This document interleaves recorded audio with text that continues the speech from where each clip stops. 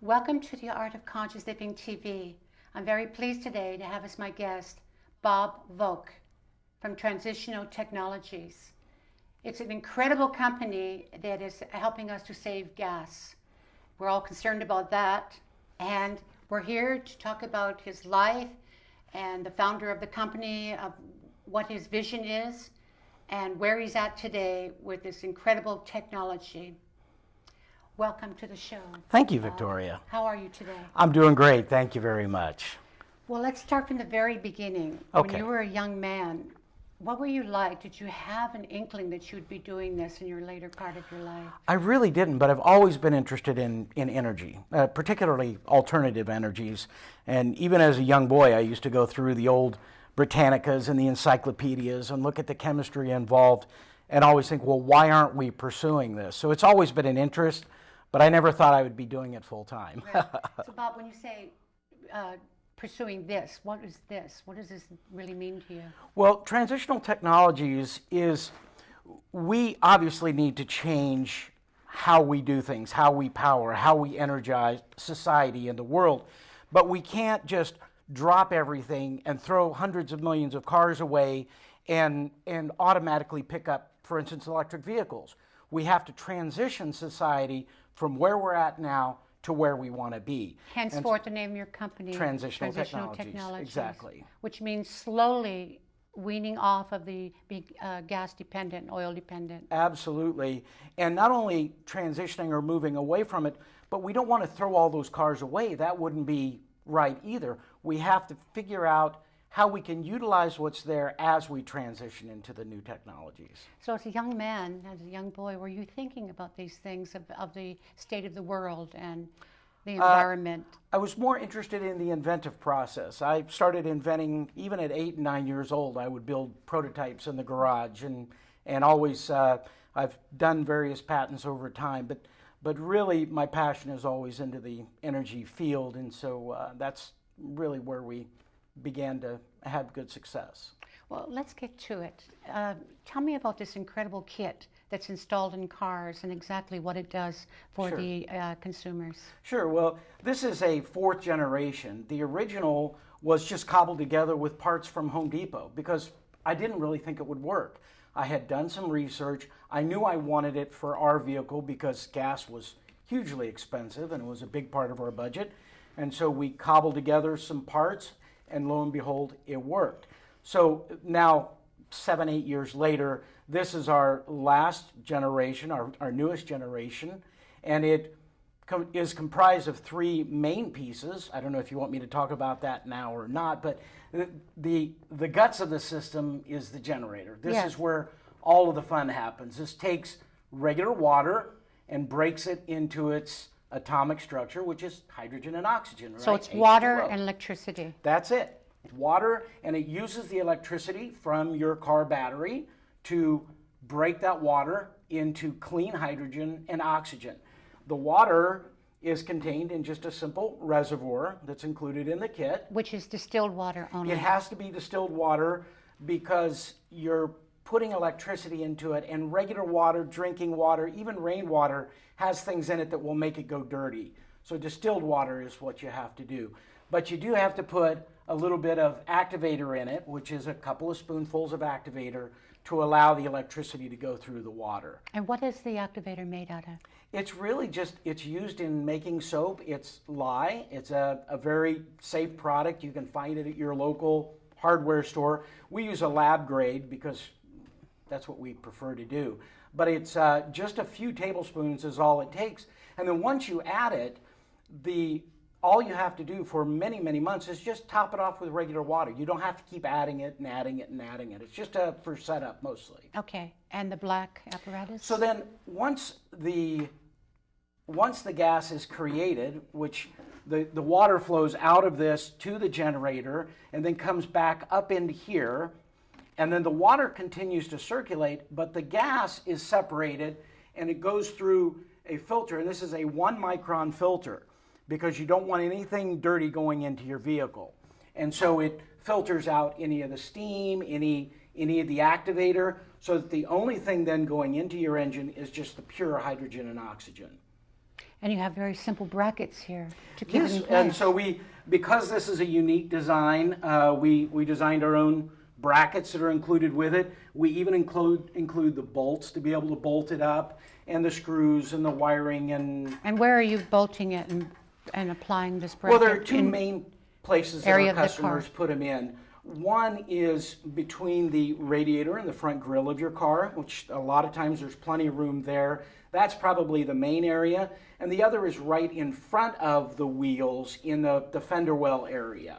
And this generator, you don't have to access it, you don't have to reach it. So you kind of put it in and it does its work off to the side. And then the reservoir goes up close to your engine where it's easy to be able to open up the cap and add more water. All right, so let's talk about, for certain cars and makes of different cars, the gas mileage that you're going to be saving on gas. Sure. Is it a 20 to 50% outcome? Yeah, we try to be conservative. The average is 20 to 50%. It really ranges towards the top of that, but we tell people, look, 20 to 50% to be conservative.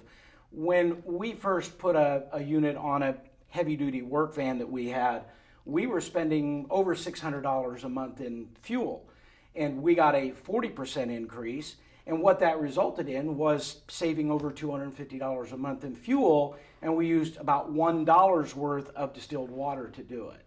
And that really was the impetus to start this business. I said, my gosh, people need to know about this. They need to hear about it.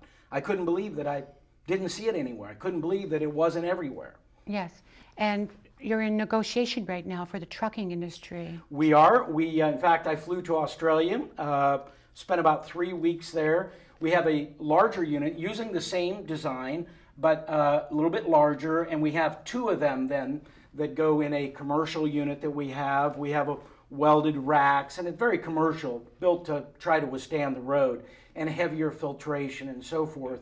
And we've seen anywhere from 20 to 35% increase in the trucking industry, which many of your trucking companies, they may write checks of $800,000 to $1 million a month in fuel costs. So now if you're able to reduce that consumption and clean the exhaust, it's a win-win for everybody involved. Well, let's speak about cleaning the exhaust. How does that actually happen? It's really quite amazing that such a small amount of gas affects the emissions so much. We had a truck, a large diesel truck in San Leandro, and they have a test called a stomp test, and that's where they stomp 3 times hard on the accelerator and let it up. And that's what, every time they let up, that's when you see the black billowing smoke that stinks, and that's the diesel fuel. So they measure the efficiency of a truck by how clear that gas is that comes out of there. So we took our unit to Peterbilt in San Jose, and that's what they did, was they hooked the unit up, and the supervisor said there's no way that that unit is going to affect this big truck. So, well, let's see. We turned it on, they stomped it, and now not only was there no black smoke, there was barely visible any white smoke. It was just a very light translucent. The truck driver said, oh my gosh, I've never seen anything like this. The superintendent had me turn it off and on 8 times because he couldn't believe it. And every time it dropped the emissions coming out of that diesel truck by an average of 50%. So it sounds like for those who are concerned, who are driving older vehicles and the DMV and getting smog tests, this is going to help. Yes, in fact, we had a gentleman who had an older car. He lived down in LA. He drove up from LA to get one of our units because his car could not pass smog. So we took his unit down. It was an older Trans Am. And he hooked it up. He had a friend who runs a smog station. They turned on the car, and of course all of the emissions, particulates, and all of the chemicals that make your car stink and smoke were too high. He turned the kit on. The mechanic started to bang the side of his machine because everything dropped so fast he thought his machine was broken. So it dramatically dropped everything to the point where it passed. And on top of that, he ended up adding, I think he was getting about 8 or 9 miles a gallon, and he was still getting 13 or 14 miles a gallon in addition to getting better mileage, or the better emissions on the thing. So how about the buildup of all of the of the engine and the buildup in the... That's really big. In fact, even the newer cars, because they've been tweaked by the computers to be so efficient, the problem that they're having is the carbon buildup inside the engine. And it builds a layer on your valves and inside the workings of the engine. And the recommendations from the manufacturers, they're saying, well, you should think about every 15 or 20,000 miles go in and have this extensive cleaning done if you want your car to remain clean. Well, because we're injecting the hydrogen and oxygen in there with the fuel, when it combusts with the gasoline or the diesel, it turns into water vapor. That's the only side effect. It goes back into water, which superheats into steam, which cleans the inside of your engine. And it knocks the carbon loose and drives it out the tailpipe. All right, well, let me understand this. Is there any point that the water, the hydrogen, will be mixing actually with the gas? Yes. So, and is that okay for that to happen? Absolutely. What happens is it actually mixes with the incoming air. So your air filter, you're drawing air into your engine. It goes, the gas comes out of the reservoir and through our filter and is introduced with the incoming air. So it mixes with your incoming air. It won't explode until the gasoline or diesel explodes it. So it's very safe that way. So now you've said a very key word, and I was going to get to that. So let's segue into that explosion. When everybody's thinking about hydrogen, they think, oh no, I don't want that in my car because possible explosion. That's a good point. And it's probably not the best terminology to use, but you know, gasoline explodes within your engine too. Yes. But it explodes in a controlled manner. Gasoline can be our friend. That's what drives our industry right now, correct? Hydrogen can be our friend, but a much cleaner friend. And so all that hydrogen does is work with what already happens in that engine, but makes it happen 10 times faster and 10 times cleaner than without it. We've had people who failed emissions tests twice, and they would bring their vehicle in, and we would just treat it with the gas. And it cleaned everything up to the point where they could go back, and then they passed the exams. So it cleans the inside of your engine out as it works. So what kind of test have you done to show the safety of it? And has it had to pass tests to be for safety? Well, we're certainly always doing tests. Everything that we're doing is try to create as safe of an environment as possible. Unlike the hydrogen like you see with the manufacturers, where you can have a hydrogen Mercedes if you have a budget of $500,000. Well, that's not practical for somebody who has kids and they're trying to pay the bills every month. The reason it's expensive is because they have to have a special engine and big, huge tanks with compressed gas that sits behind the kids in the back seat. Right. We don't want any of that.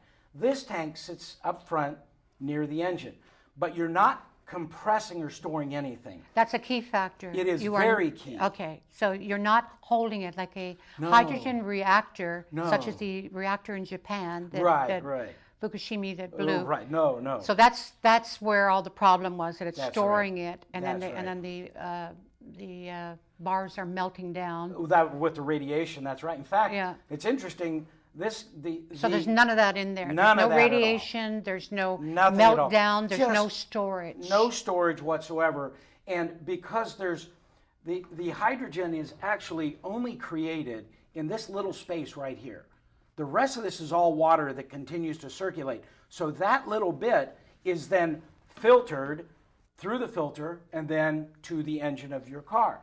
As soon as you turn your car off, immediately, it stops making all production of gases. And so there's nothing under pressure. What little residual is left is drawn into your engine. That's it. So there's nothing at all being stored there. All right, well, let's stay on this point just a little bit longer. Sure. Let's say some sparks are from another area in the car and are getting too close to the generator or touch the generator or touch the distilled water. Is there anything that could happen there? The only thing that will happen at the very worst is that little bit of gas will catch, will explode or what have you. The reason So what are we talking about? Again, we don't have that issue. Let's put it that way. But I'm going with worst case scenario. Worst case scenario. How big would that explosion be? Yeah, the worst case scenario, it stopped at this filter. Yes. So what happens is, if anything happens here, it stops here. Or if you have, for instance, when you say here, that you're pointing to the filter. or here. Okay. We've actually done testing in our shop where we exploded the gas. And the only thing that happens is you hear a poof, and then that's it. And then you can turn it back on and it resumes. If you have an older vehicle that has a, where it backfires, it will backfire and stop right here at the filter because it's a 1 micron filter. The flame can't penetrate through to get anywhere else. So unless you open this up and stick a lighter to it, none of the little bit of gas in here is ever going to have any issues whatsoever. And if you did stick... it stops. It just stops it. It absorbs it. The water absorbs it. The generator absorbs it, and nothing happens. We've even had 3 of our customers over the years that have actually had front-end collisions, and because we don't know, I mean, this was all new technology, and I told people everything we've tested shows that it's perfectly safe. Well, on their own, our customers contacted us, and they had front-end collisions that destroyed their cars. And it hit the generator while it was operating. The only thing that happened, it destroyed the generator. It stopped working. No flames, no explosions, no anything. And what kind of testing and regulations do you need to have this out in the market? Well, there's certainly a lot more regulations that need to happen. For your company? Well, sure, with the company, with the technology as a whole is still very new. Because of that, there are no laws written because nobody knew to write the laws for it. So our goal is to try to legitimize this industry, work with the politicians, work with the people and say, let's get this in. This should be available at the dealership. This should be available anywhere. People should be able to buy this at any point, put it in, just like going to an auto parts store and say, well, I want a stereo, I want a hydrogen generator, I want my fuel savings, I want cleaner emissions. It's not quite that easy, but we're working on that. Yeah, and it sounds like it's very easy to install. It is very easy. For instance, you, who are very familiar with it, how long would it take you to install? About a half a day for me. Half a day? About a half a day. A few hours. Half a day, 4 or 5 hours, if you know what you're doing. In fact, my daughter actually put one in her Mazda. She said, Dad, I would like to try this. I said, let's do it. So she put on some dirty clothes, pulled it in. Now she understands the technology. She knows how it works. And it took her about 5 hours to put that unit into her vehicle. What we are trying to do is continually improve the unit to make it faster and faster and faster. And that's really this particular version is easier than anything that's out there today. It's molded, it's thin, it's half the size, it's designed not to leak, it's designed to try to mount it quickly, and it's much lighter than anything that's out there. And we had to raise about $300,000 just to get us to this point. Okay. So let me connect the dots here. You have a generator here, and somehow you're entering into the car's generator system. Well, what we're doing... And so there's a hose from your generator that's into... That's correct. The hoses come out of this, out of the top 3 hoses here.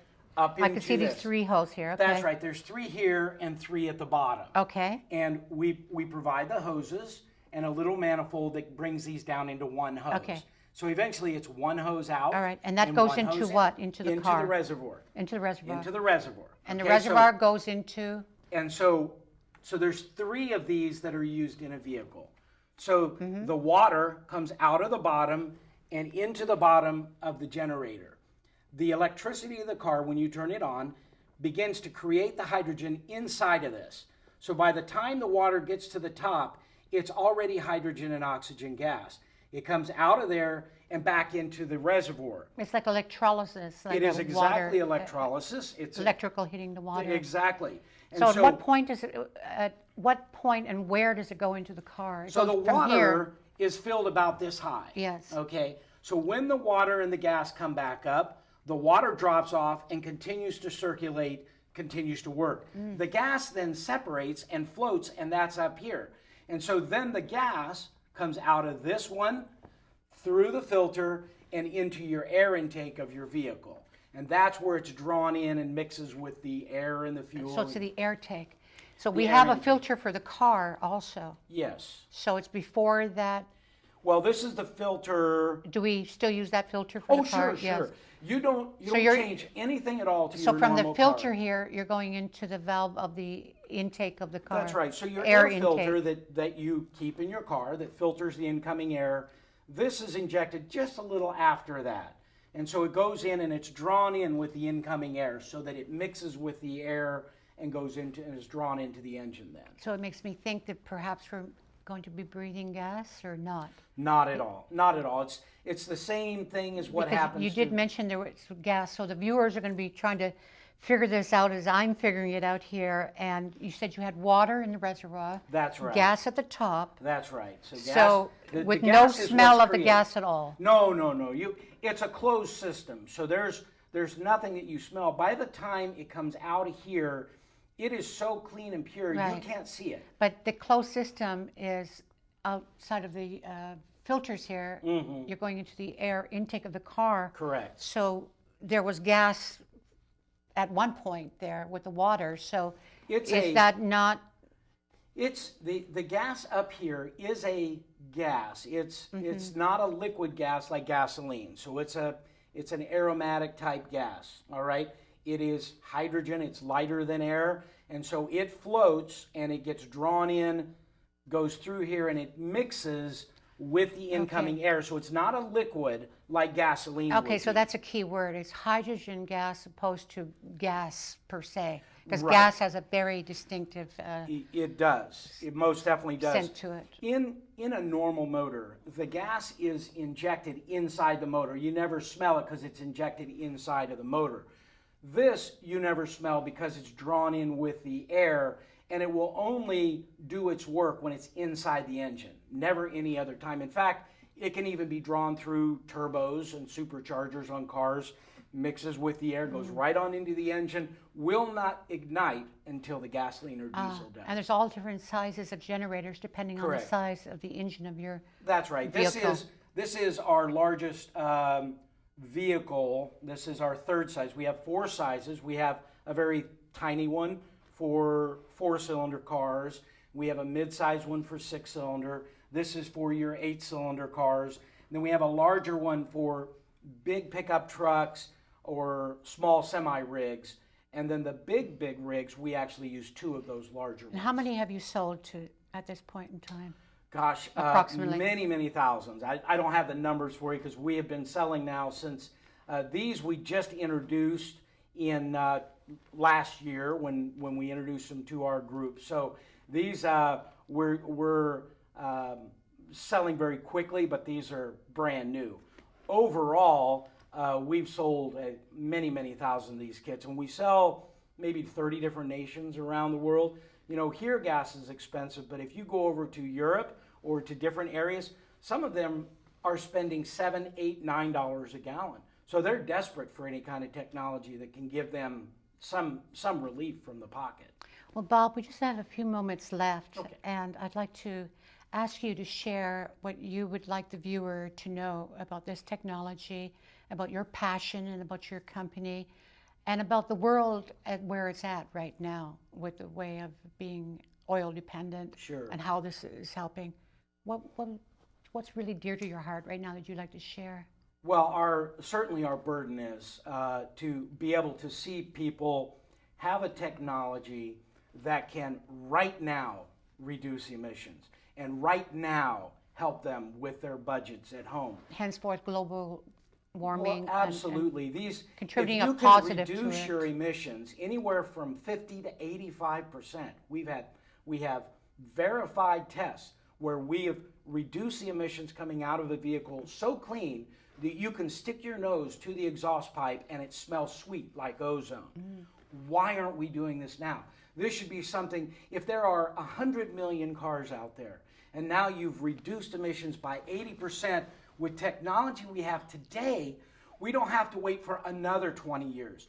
Every time you watch all of the breakthroughs having to do with hydrogen and all of the alternative energies, the scientists say, well, in another 20 years it'll be ready. And we don't have 20 years. So let's use what we have now, and as we transition, at least we can begin that process of cleaning up the environment as well as being able to save people money in the process. Well, Bob, it's been a great pleasure and a great honor to Thank meet you. you and speak with you. Thanks, Victoria. Thank you. Thank you very much. From the Art of Conscious Living, do take care of yourselves and take care of others. Thank you.